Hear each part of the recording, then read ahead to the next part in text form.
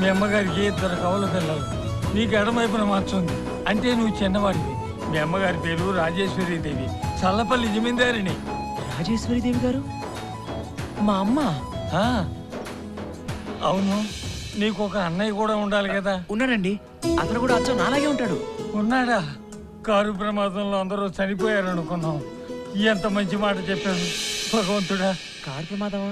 అసలు ఏం జరిగిందండి? చెబుతాను బాబు, చెబుతాను. మీ అమ్మ నాన్నగారు, నా కూతురు అల్లుడు, అంటే అదే మీ మేనమామ, చిన్నపిల్లలుగా ఉన్న మీరు అందరూ కలిసి అమ్మవారి కుంభాభిషేకానికి వెడుతున్నారు. దారిలో ఎదురుగుండా వస్తున్న లారీ గుద్దేసి ఆ ప్రమాదంలో అందరూ కాలి బూడిదైపోయారు. ఒక్క మీ అమ్మగారు తప్ప. అసలు ఆ ప్రమాదంలోంచి బతికి బయటపడ్డారంటేనే ఆశ్చర్యంగా ఉంది.